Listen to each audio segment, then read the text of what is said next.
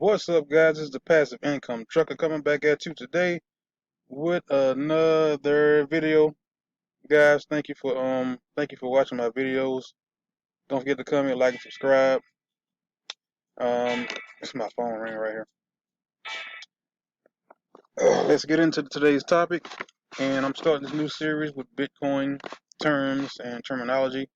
And as I said in my other videos, go ahead and if you don't know a Bitcoin term that you see, or if you're kind of confused, just comment down below or ask a question.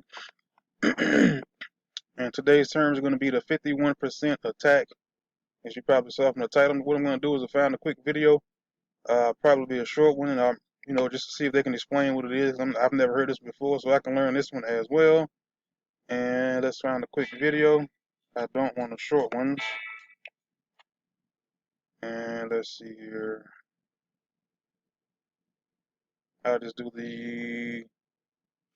I don't want the 11 minute. I'll just do this one just because it looks like it's something that could be. One of the key strengths of Bitcoin and blockchain technology is their distributed way of building and verifying data. The decentralized network of nodes ensures the protocol rules are being followed, and that... Yeah, so it looked like it has something to do with the blockchain and the nodes. Oh, excuse me. And some of those other things. Oh, excuse me. all participants agree on the current state of the blockchain. Mm-hmm. The proof-of-work consensus algorithm is what assures that miners are only able to validate a new block of transactions. Now, I don't know if it's changed since then, but the miners, there's not as many miners as it was, like, this video is 2019. There's not as many miners, because from what I understand, the people who I've been watching, they say it's kind of hard to mine right now. Some people's houses have caught on fire trying to mine for Bitcoin because you have to have so much space in your computer and it overheats. So most people who are trying to do the Bitcoin mining, you pretty much have to have like a kind of like a huge tech company type computer to mine Bitcoin, from what I'm understanding. So it takes a lot of computers to do it and do it correctly without either messing up your computer or burning or setting your house on fire. Because people's houses are caught on fire trying to mine Bitcoin. If the network nodes collectively agree on the validity of that block, a miner's performance is based on the amount of computational power they have, and this is usually referred to as hash rate or hashing power. The mining power is distributed over different nodes across the world, which means it is not in the hands of a single entity. At least it is not supposed to be. But what happens when the hash rate is no longer distributed well enough? What happens if one single entity is able to obtain more than 50% of the hashing power?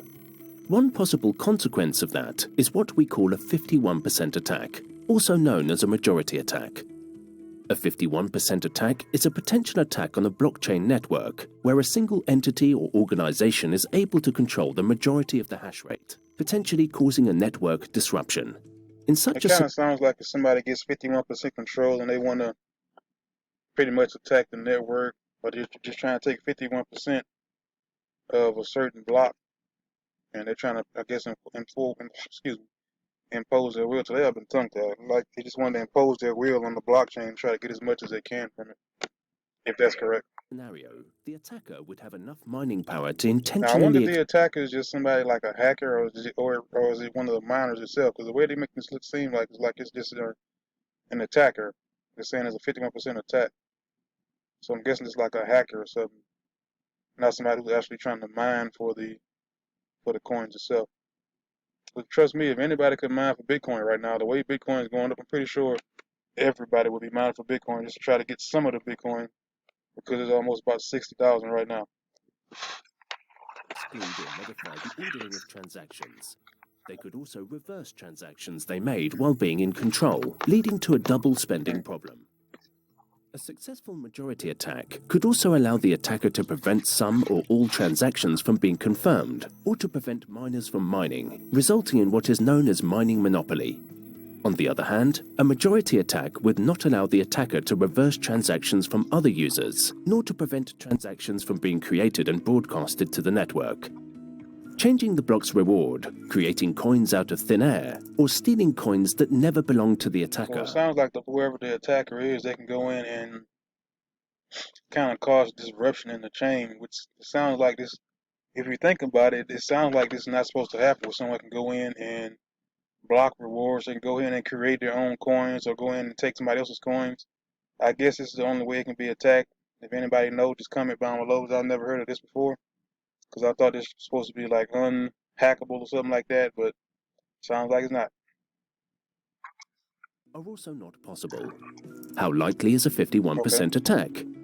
Since a blockchain is maintained by a distributed network of nodes, all participants cooperate in the process of reaching consensus. The bigger the network, the stronger the protection against attacks and data corruption, and that is why Bitcoin is considered the most secure blockchain. Several early miners joined the Bitcoin network to contribute to its growth and security. With the rising price of Bitcoin as a currency, new miners entered the system aiming to compete for the block rewards.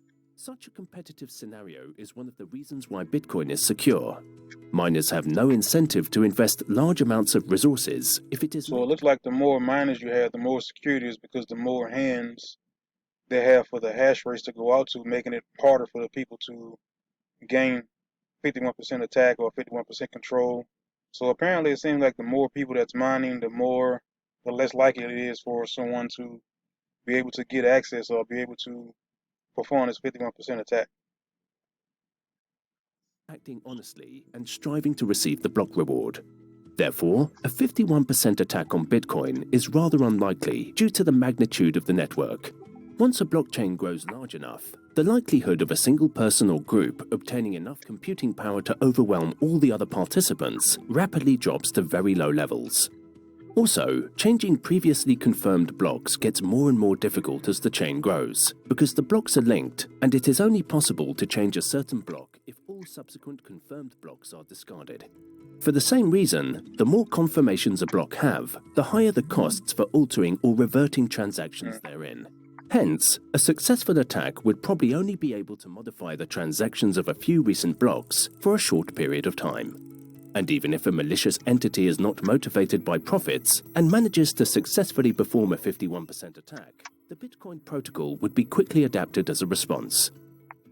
As the biggest blockchain Well, that sounds like it has more protection. I guess this is the older video, 2019, just to explain what it is. So I'm assuming by now they probably already have some other security actions in place.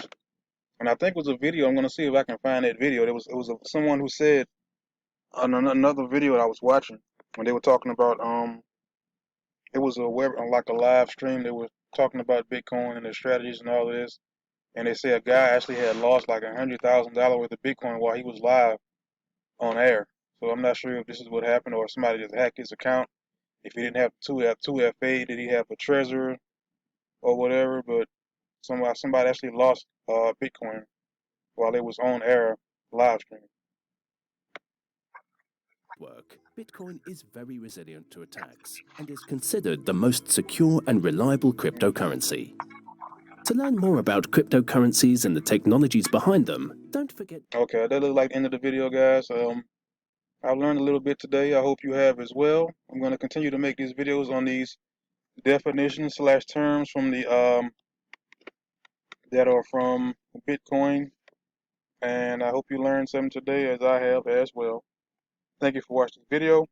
Don't forget to comment, like, subscribe, and press notification bell. This is the Passive Income Trucker, guys. I am out.